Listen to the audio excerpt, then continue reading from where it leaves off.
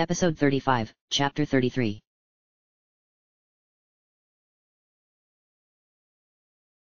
Chapter 33. Link pulled on his new boots made from thick animal hide and then patted his belt for the thick gloves he had purchased from the Brazen Beak in Rito village.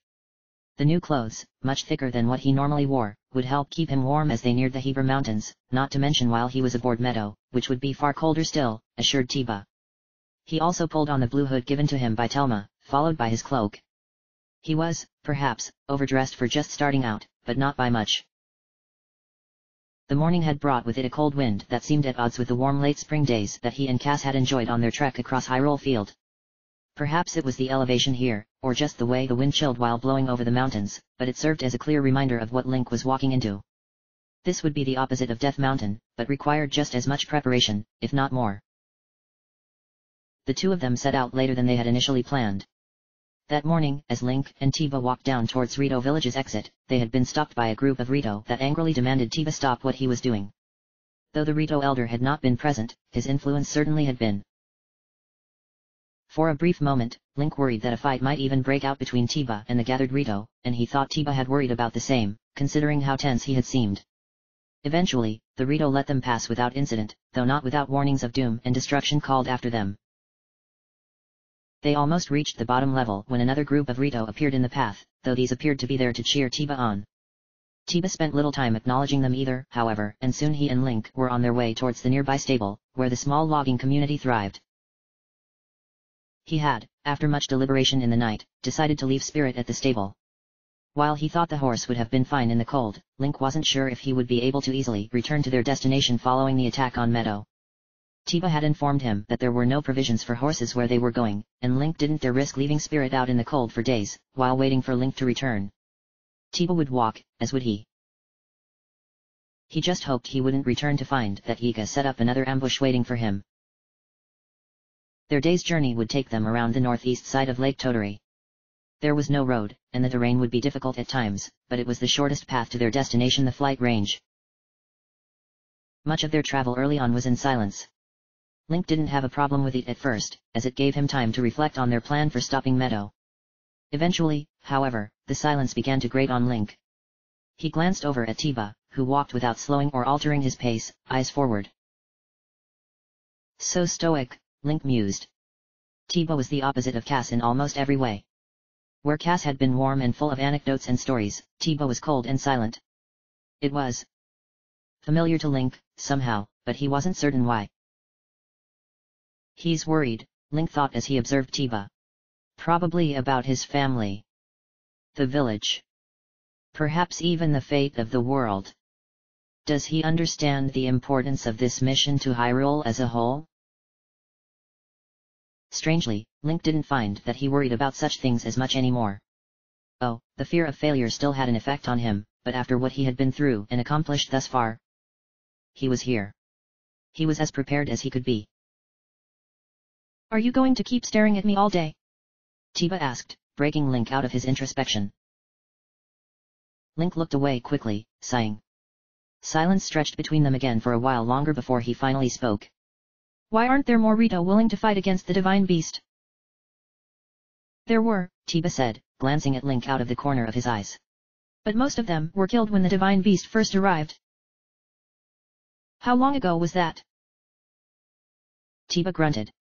We knew the Divine Beast was around for years, but it didn't bother flying around until several months ago.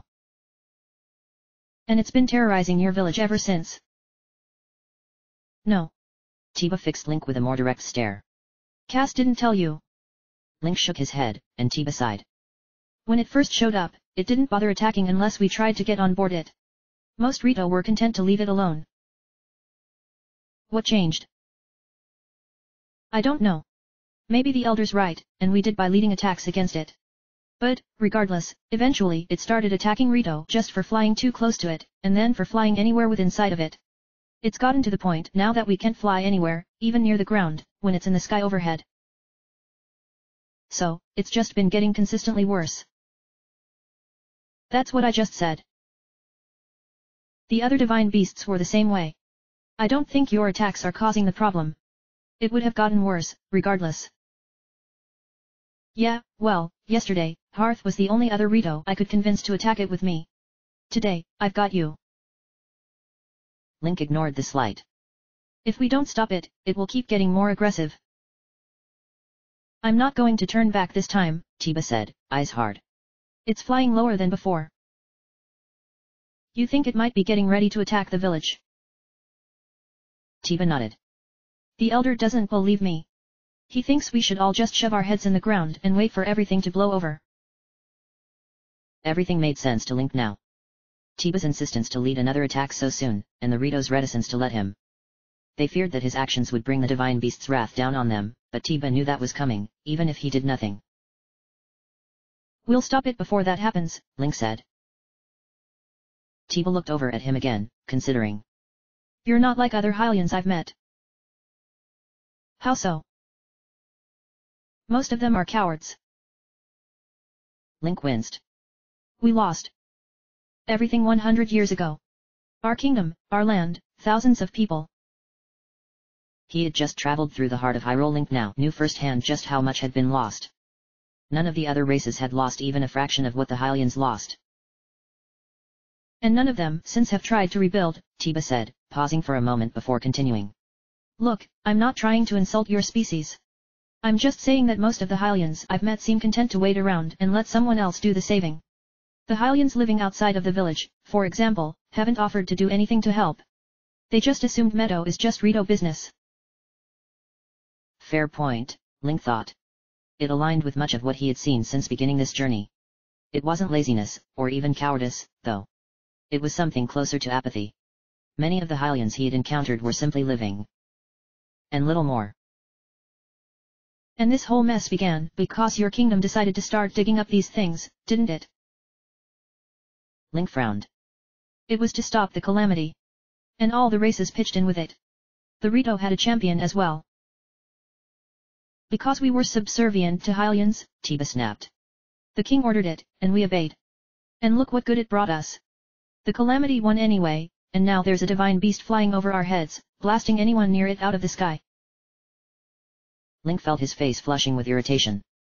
He wished he hadn't even tried starting this conversation at this point. How many Rito have you lost because of the divine beast, compared to the thousands of Hylians killed when Ganon rose again? The tens of thousands. Tiba snorted. I've heard the stories from Cass. The only reason that happened at all was because your princess couldn't. Don't. Link's voice grew dangerous.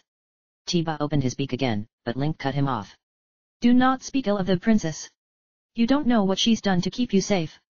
What she's still doing today. Tiba considered Link for a time, meeting his eyes. Finally, he nodded. After a moment, he spoke again. You're right. Cass has told us those stories as well. Silence fell between them again. Link walked, looking straight ahead, confronting an uncomfortable thought. Am I much better? Considering his reaction to the memories he had most recently, he wasn't so sure. He had an idea of the stress on Princess Zelda's shoulders, even then. Was it any wonder that she didn't want Link around her when facing that? Princess, I'm so sorry.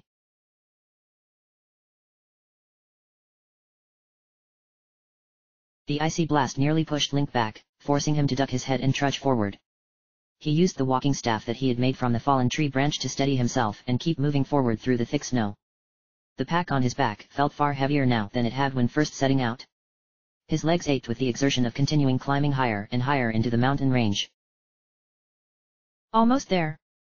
Tiba said, looking to look over his shoulder and ensure Link heard him. Link nodded, gritting his teeth. The temperature plummeted the closer that Link and Tiba got to the mountains. It began to rain not long after their conversation. Icy droplets of water fell on them for a time before it transitioned to a bitterly cold snow. The forests and plains gave way to snowy foothills and, eventually, icy rocks and mountain passes. Mountains loomed over them, their sides covered with snow and the occasional tree. The animal life had changed, too. Though Link still saw the occasional fox or rabbit, he began to see large moose populating the forested areas and large, horned animals to the southwest, where the ground leveled out again. They were unfamiliar to Link, and Tiba told him they were called rhinoceroses. The cold wind didn't seem to bother Tiba much as he continued to walk through the snow. Though his tunic seemed slightly thicker than the one he had worn when Link first met him, his legs were still bare, with the exception of dark wraps below his knees. His wings and face were, likewise, left bare. Another icy blast blew down from the mountain, and Link winced, turning his head so that the hood of his cloak caught the brunt of it. The snow fell in thick, wet flakes that stuck to his cloak and soaked his thin beard with melting ice crystals. The Rito-made clothing did help, at least. The boots were surprisingly warm, even after trudging through snow for hours, and the pants kept his legs feeling dry. The right glove was fingerless, however, likely for the purpose of making it easier to use about, so Link tucked that hand inside of his cloak.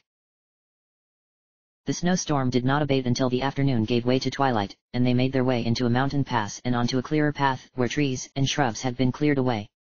When the snow dissipated, their destination grew visible in the distance, a wall-less hut at the top of the path, next to a large depression in the ground, ringed by mountainous rock. There it is, Tiba said, pausing to look up at the dark hut. The flight range. Rivali created it over 100 years ago to train Rito children in aerial combat. I think I've been there before, Link said, frowning. Now that he could see the hut in the distance, it seemed familiar to Link in the way that made him certain that he had seen it before, but the memories were still locked away. Tiba grunted, fixing him with an unreadable stare. Link met his eyes, wondering if Tiba still didn't believe his story of being the Hylian champion. It should have been a relief, really. His claims in Rito village had been met with outright skepticism, unlike with the races to the east. Here, he was a nobody, for the time being. It doesn't matter, Link thought, pushing the irritation he felt at Tiba's expression aside. As long as I'm still able to get on the divine beast, I don't need him to believe me. Finally, Tiba turned and continued up towards the hut, and Link fell back into step beside him. The wind picked up as they climbed, howling through the mountain pass, and Link pulled his cloak more tightly against him. He eyed the hut as they neared it, grimacing. Like other Rito structures, it was little more than a roof over a wooden floor. There were no walls to shield them from the icy wind. It would be a miserable night, indeed. What do you remember about Rivali?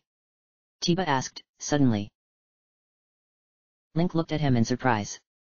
Maybe Tiba wasn't as skeptical of his claims as he thought. Not much. Not yet, anyway. He was an excellent flyer. Yeah, we know that. Everyone remembers him because he was the best flyer and best archer we've had in centuries. Maybe ever. What else do you remember, though? Link shrugged. Nothing, really. I can vaguely remember being around him, but we did not interact much in the memories I have. He decided to keep his apparent rivalry with Rivali to himself, as well as Rivali's open disdain for him. That probably wouldn't help Tiba's already tenuous opinion of him. Tiba didn't seem pleased with his response but pressed no further, continuing his trek up towards the flight range. Sighing, Link followed. Within another 15 minutes, they arrived at the cold structure. Now that they were upon it, Link saw that the hut sat above the ground on stilts, with a tall ladder leading up to its entrance. It sat, nestled against the rock wall, with a small wooden landing stretching out over the deep depression. Once in the hut, Link looked out at the flight range, frowning as he was struck, again, by the familiarity of the place. The flight range, it turned out, was little more than a series of targets attached to the sides of the depression by way of ropes and wooden supports. The targets varied in height, size, and color. In the center of the circular depression was a tall rock spire, also adorned by several of the targets. Link stepped out onto the small landing, surprised by the strong updraft that rose up from the bottom of the depression. The wind buffeted him from below and caused his cloak to billow around him, forcing him to draw it tightly around him. He reached the end of the landing and looked down, spotting a small body of water far below him. He reached out, holding an open palm over the air rising, wondering what would happen if he tried to ride his paraglider here. Would it be enough that it actually lifted him into the air, or would he simply sink down slower? He looked back at a noise from behind him. Tiba had gone around to the sides of the hut, pulling down thick blinds and securing them with lengths of rope. They weren't quite walls, but they, with the inclusion of the fire pit in the center of the hut, would likely help to keep them warmer during the night. Already, the temperatures plummeted even further than they had been during the day. Link stepped back under the shelter of the hut and walked to the side of the room, where wood had been stacked and covered from the elements. He brought several pieces over to the fire pit, setting them out to get a fire started now that the wind in the hut had been cut off. It took him several minutes to get the fire started, during which Tiba closed off all of the remaining openings around the hut. However, once it began, the fire consumed the tinder and licked at the wooden logs merrily, giving off a heat that was incredibly welcoming. Link sighed and removed his cloak and gloves, warming his palms. You Hylians don't do well in the cold, Tiba said as he walked over to a chest and began removing supplies from it. We don't have a layer of feathers to keep us warm. True. Tiba sat down across from him, and Link saw that he had retrieved several thin, straight sticks and a pouch full of some kind of dark powder, along with some other materials. As Link watched, Tiba crafted an arrow of sorts, tipped with a tightly wrapped pouch of the power, and an arrowhead made of flint. He added some fletching at the bottom of the arrow and then gently set it to the side, before grabbing another of the arrow shafts and starting a new one. Are those the explosive arrows? Tiba nodded. What are you putting in them? Explosives. Right. Link sighed and continued to warm his hands. After a time, he pulled his boots off as well, setting them beside the fire to help dry them out as well. He gazed around at the hut, noticing for the first time a number of bows of different styles hung from hooks on the ceiling. He saw several simple wooden bows, as well as some of the recurve-style bows used by the Sheikah. Some of them bore interesting embellishments at either end of the bow that looked like bird wings. One of the bows caught his eye, and Link frowned, standing. He walked across the cold wood floor and reached up, taking a very elaborate bow from its hook, and turned it over in his hand, inspecting the craftsmanship of the wood. The bow was shaped like a wide, shallow M, with golden wingtips at its ends. A pair of thin rods extended out its front, near the leather-wrapped hand grip. A thin, blue ribbon had been affixed to one of the wings. This was Rivali's bow, Link whispered, touching the ribbon with a hesitant finger. He turned to look back at Tiba, who had stopped making his arrows and watched him with a curious expression. It's a replica, Tiba said. Hearth crafted it a few years ago based on a portrait of Rivali that he saw. It exactly like it. Tiba gazed at him for several moments before speaking again. Did you ever see him use it? Link spoke with barely a thought. Yes. He had seen Rivali use it. He had seen him use a bow identical to this right here, just outside of this hut. He could remember it clearly now and he could remember all too well the anger he had felt.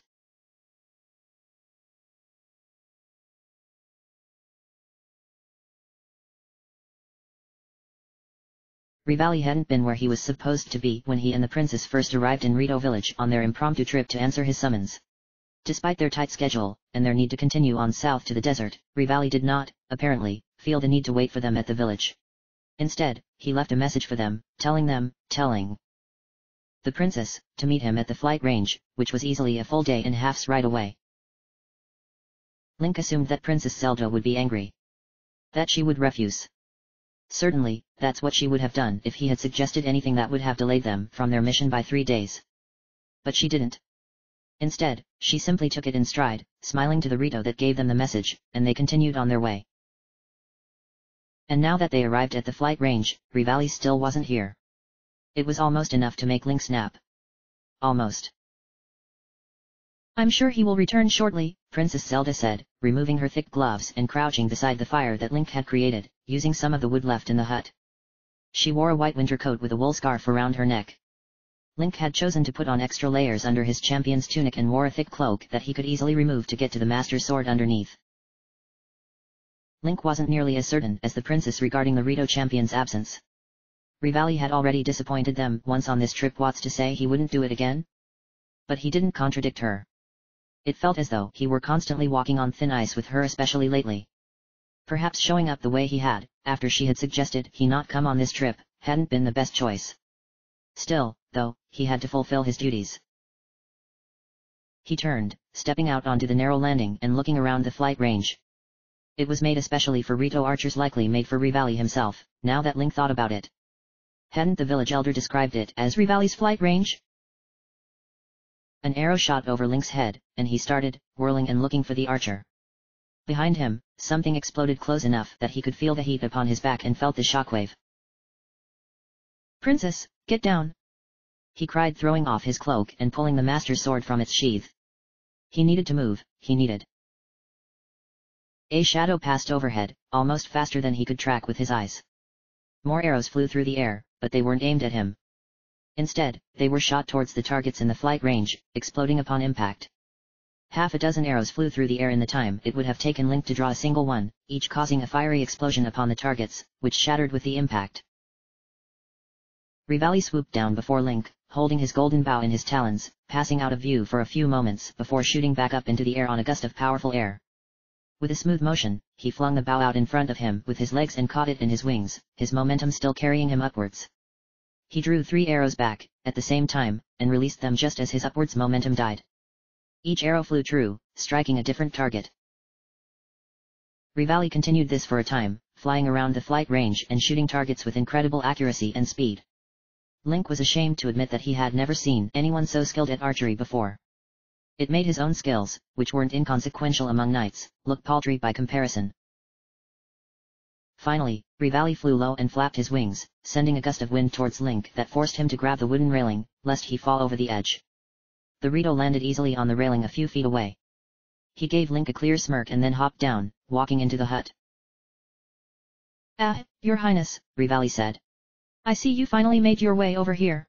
I wasn't certain if you would arrive in time before I had to return to the village. It would have been unfortunate if you traveled all the way here, only to have to turn around again." Link clenched a hand into a fist but said nothing, following after Revali. He thought that he saw something of Princess Zelda's own irritation on her face, but she hid it well.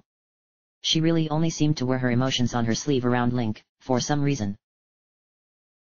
"Yes, well, we arrived in Rito village 2 days ago, but you were not there," the princess said, voice calm and polite. "We arrived as quickly as we could, of course." 2 days! Revali exclaimed. "Skies above, if I had known it would take you 2 days to get here, I would have told you and your little knight to not even bother and wait for me there." He shook his head, but then spread his wings. "Oh well. You're here now. That's all that matters, Revali spoke to the princess as though he were her equal, if not her better. It irritated Link to no end, but he had little choice but to hold his tongue. It was just as his father had taught him, sometimes the hardest thing a guard could do was remain silent, but it was also among the most important. "Yes, of course," Princess Zelda said. "I am here now, and you can explain to me more of what you wish to accomplish with your divine beast. I understand from your letter that you wish for it to be more responsive, but I'm going to need more details than that." What followed was a lengthy discussion between the princess and Revali. Revali mostly made demands, and Princess Zelda repeatedly told him that such things might not be possible. In the end, she determined several areas that she would attempt to make improvements on, but as it was getting late, they would not be done until the next day. Link found himself alone with Revali for the first time since his first trip to Rito village, when Princess Zelda climbed down the ladder to answer nature's call before settling in for the night. The wind shades had been long since pulled down, and the hut had become pleasantly warm. It still smelled of lightly seasoned trout and potatoes, Link's contribution to their meeting that night. Revali looked at Link and smirked. "Having fun traveling around with the princess?" Link clenched his jaw and tried to ignore the Rito bastard, focusing instead on spreading out his bedroll on the wooden floor. They had not brought hammocks, which was fine by Link. Tying them to the hooks hanging from the ceiling would have required him to stand on his toes, as he was just a few inches too short to be able to do so effectively. "It is strange," Revali said, musing. "I would have thought that, by now, she would at least be willing to look at you. I suppose she still finds your presence as unnecessary as I always have." It was hard, right then, not to take Revali up on his earlier offer of a duel. Link did not consider himself to be a particularly violent man, regardless of his skill with the sword. He prided himself in the ways he avoided fights and brawls during his time as a page and squire, though he was happy to admit that he usually came out on top when such things were inevitable. But he might have been willing to make an exception for Revali. If Princess Zelda weren't nearby, he likely would have. "I suppose you'll just always be a reminder of all of her shortcomings." "What?" Link stood, finally turning to face Revali. "Oh, he does speak. I was beginning to worry, can such a dim-witted knight truly?" "What did you mean by saying I'm a reminder of the princess's shortcomings?" Revali laughed. "You really don't know? You truly are as dim-witted as I thought." Link took a step forward, and Revali held up his hands in a warding motion. "Oh, calm down. I have no interest in ruffling my feathers defeating you in a fight. Just tell me." Revali watched him calmly, considering. Finally, he shrugged. "Well, isn't it obvious? As ill-conceived as the notion of you being the one to defeat Ganon is, at least you have your little sword. The princess doesn't even have that. She is. He held up his hands, palms up. Talentless. Don't call her that, Link said, though it lacked the passion he had felt earlier. His mind raced with this new information. Rivali snorted. She might as well be when it comes to her duties. But she knows her way around the divine beasts, at least. I'll use that to ensure that I'm as ready as I can be to face down the beast myself when you, inevitably, fall. Link reached out and grasped the blue champion's scarf around Rivali's neck, feeling his face flush with heat. He could hear his heart racing in his ears as he glared at the Rito, who looked startled by Link's actions. He clenched his left hand into a tight fist, preparing to punch Rivali right in his smug beak. Sir Link. Link released Rivali immediately. Stepping back, he glanced over to see Princess Zelda standing in the doorway. Had she heard? Her cheeks were red, but that could have been because of the cold or embarrassment. He briefly met her eyes, but her expression was difficult to read.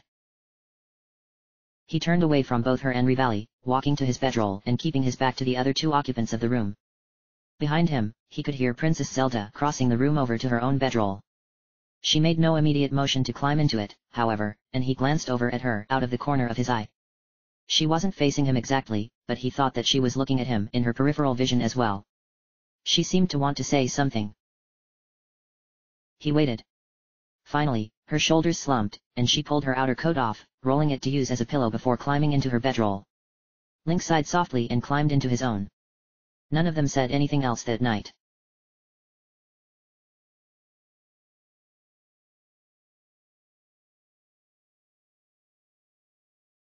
Tiba woke Link before dawn.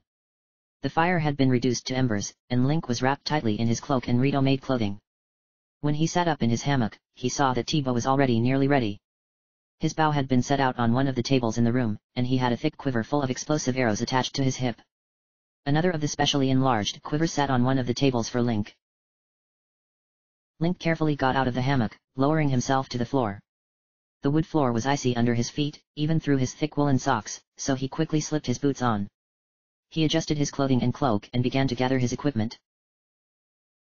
Neither of them spoke as they worked.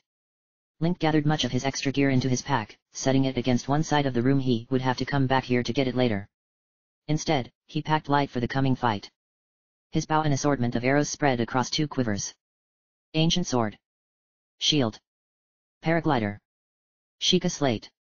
He had a few other small items that he was able to strap to his belt, but he tried keeping his provisions as light as possible for the next part of their plan, which Link was least comfortable with. He would have to leave his cloak behind and hope that his clothing would be enough. He would have to fly with Tiba. I'm going to have you get on my back, Tiba said, walking out onto the landing. You'll be able to fly like that. Tiba looked back at Link, narrowing his eyes slightly. Why would I suggest it if I couldn't? He looked away. But it will be easier than having you hang below me from my talons. Once we get up to Meadow, I'll try to drop you off on its tail. I think we damaged the cannon there our last attack, so it should be the safest location. If not, you're going to need to be ready with that glider of yours. Right. After that, I'll try to draw as much fire as I can. Just get to work. Link nodded. The plan was simple enough but posed a great deal of risk to both of them. The divine beast had two cannons each on its tail and each wingtip, one on its top side and one underneath. Tiba would act as if conducting an attack like last time, firing his arrows at the cannons and doing his best to damage them. From what he told Link, though, they were extremely well armored. He managed to damage a single one in the last attack, but it had happened quickly enough that he wasn't sure what did it. He hadn't had any more luck when he attacked those on the wingtips. So, Link would try to covertly destroy them while Tiba kept them occupied. He had his own bomb arrows, as well as his remote bomb rune. Between them, he hoped to find a weakness in the cannon's armor that he could exploit. If they could take out the weapons on the divine beast's topside, then that would hopefully allow them to disable the weapons on its underside much easier. It was a foolish plan, he knew, but it was also the only way for him to get aboard the divine beast. He just had to hope that the creature controlling it did not attack immediately. They tended to attack when Link tried approaching the control mechanism, so he hoped to avoid going near it and delay that fight until the divine beast itself had been dealt with. Get on, Tiba said, bending his knees at the edge of the platform. Link hesitated only for a moment before approaching and climbing onto Tiba's back, hands firmly grasping the Rito's shoulders. Tiba grunted at the additional weight but said nothing. Instead, he spread his wings and rotated them. Just making sure I've got the full range of motion, he said a moment later. Tiba looked back at Link, and he nodded. It was time to go. Tiba wasted no more time, stepping off of the platform.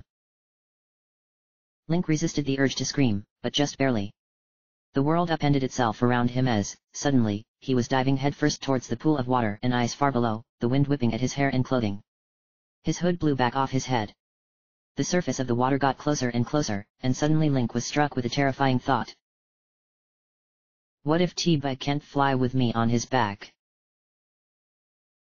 Tiba spread his wings wide, catching the wind, and suddenly they righted in the air, the force of their sudden shift driving Link's forehead into Tiba's back, between his shoulder blades. Link forced his head back up, and his eyes widened. Tiba flew in a tight spiral around the spire in the center of the flight range, flapping his wings hard to gain altitude. The updraft helped propel him up, and after a few seconds, they shot up past the hut and out of the depression. Link gasped as they rose above the land. The snowy landscape stretched beneath them, the white of the snow still visible, despite the dim pre-dawn light. He could see the shadowy forms of moose and rhinoceroses, as well as other creatures that he hadn't noticed before.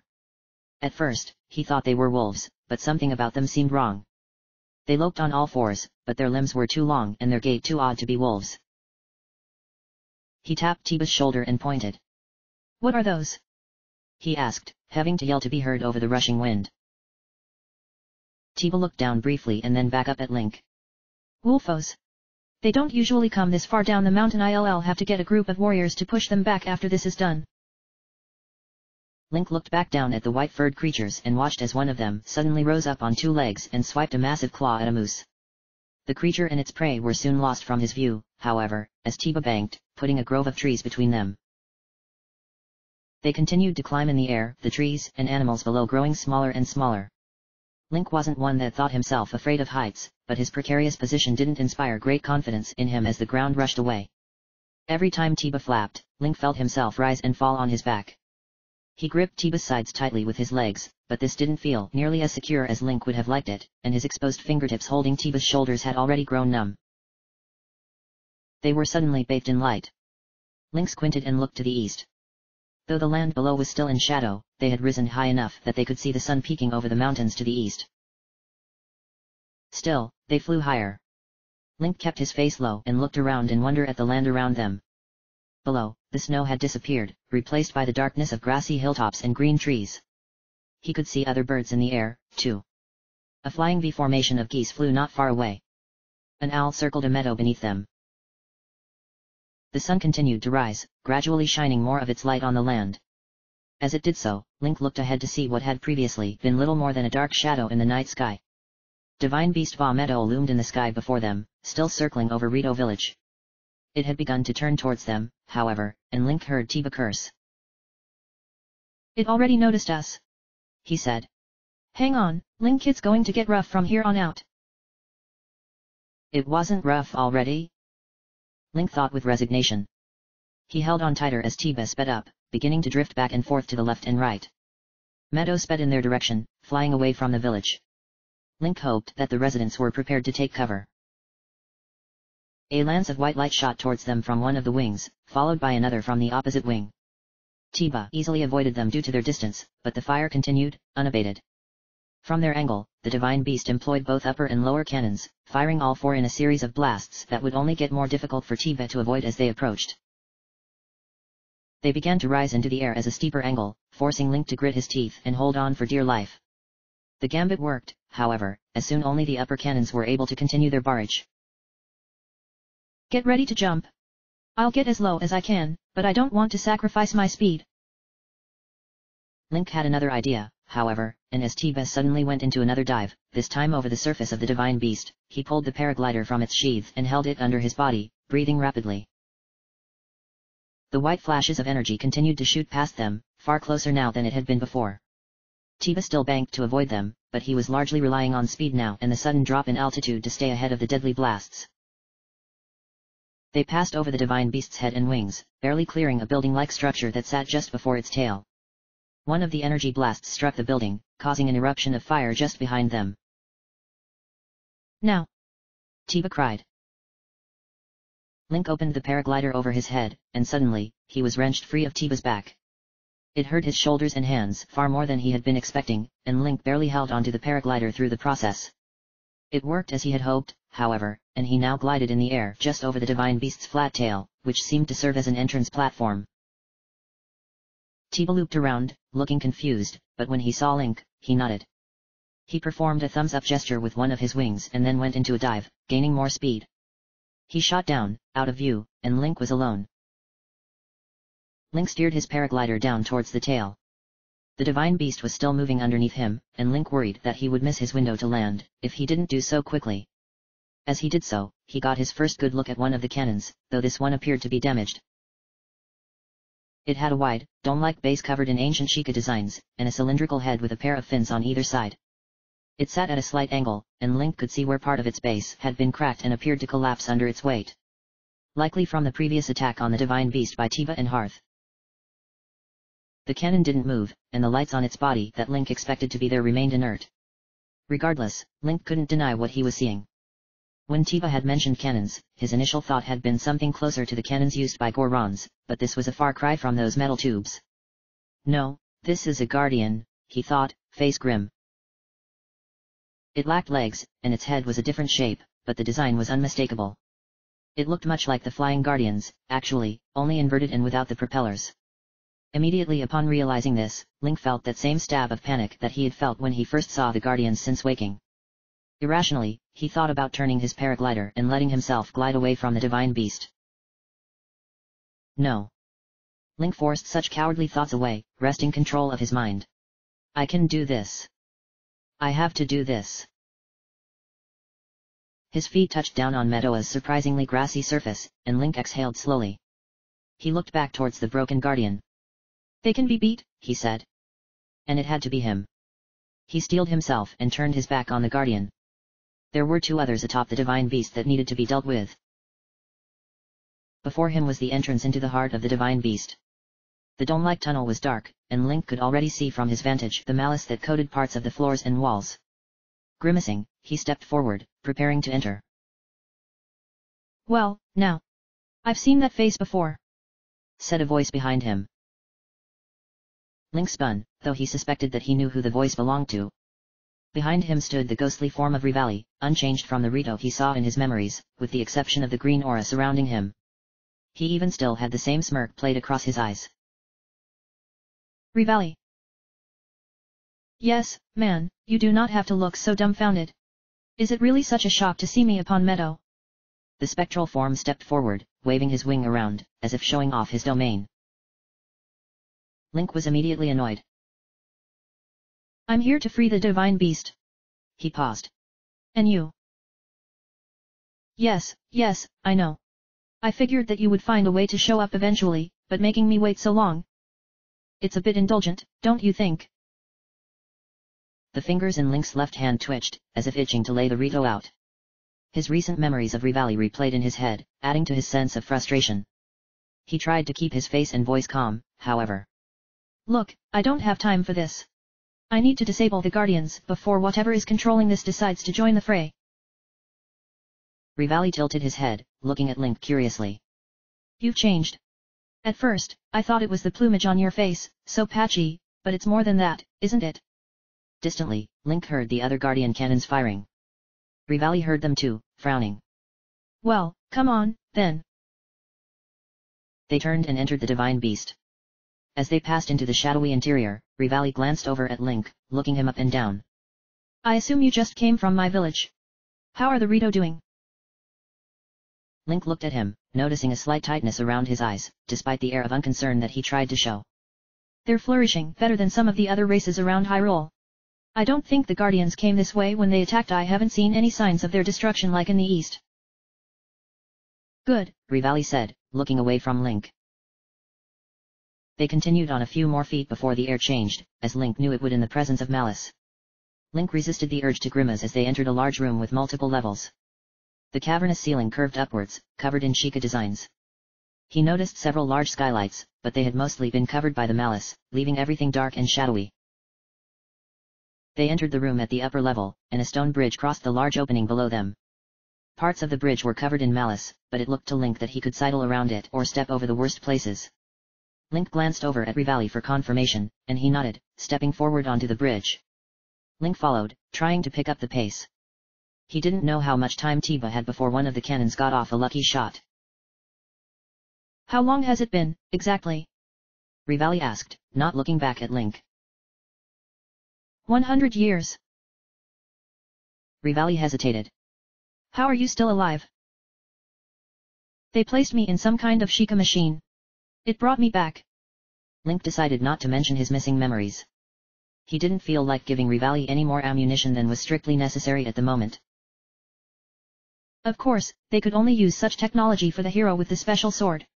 Rivali glanced back over his shoulder, and Link saw bitterness in his yellow eyes. The rest of us were just the help. Link remained silent, not sure how to reply to that.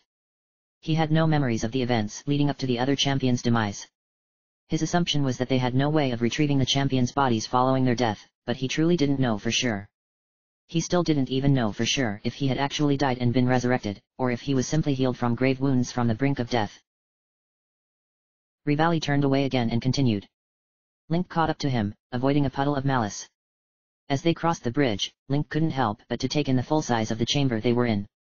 Though this upper level was relatively small, providing a path to get out onto the wings, the levels below them extended deep into the underbelly of the divine beast. There were even what appeared to be long chambers extending to the sides as well, the interiors of Medoa's wings. Sheikah machinery was everywhere. Link couldn't make sense of any of it as he gazed around the chamber. Much like the previous divine beasts, pipes ran along the walls, and Link saw several moving cogs interlinked with others. No water wheels in here, though. He wondered what powered these great beasts.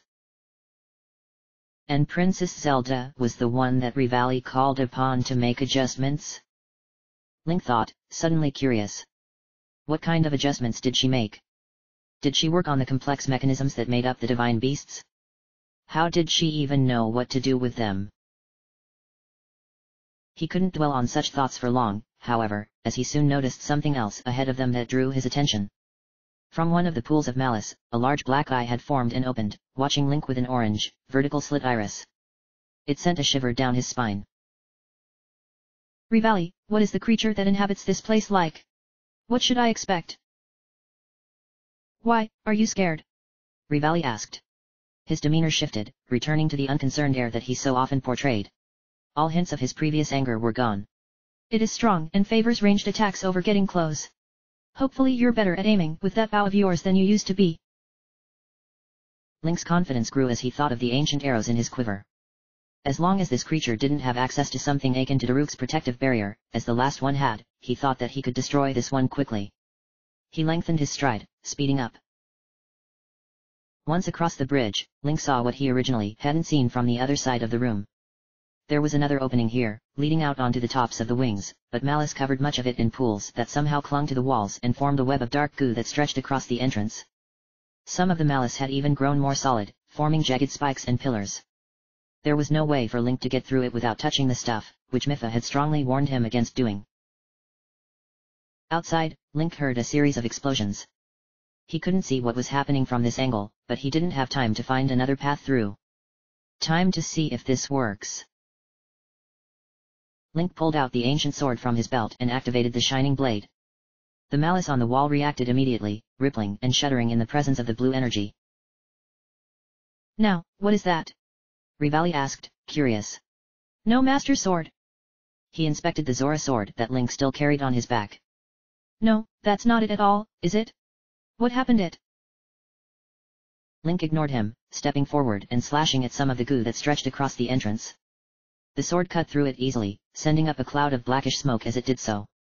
He felt the entire divine beast shudder slightly under his feet as he did so. If the blight didn't know he was present before, it almost certainly did now. No matter. Link cut several more strands and then held the sword to the floor, watching as the malice parted, trying to avoid being touched by the energy blade. We'll talk more later, Rivali, Link said, looking at him. He could feel his heart racing inside his chest. Just outside were a pair of guardians. Different, perhaps, than the ones that had killed him 100 years ago, but guardians all the same. And he was going to destroy them. Before Revali could say anything else, Link rushed outside into a storm of wind and fire. End of chapter.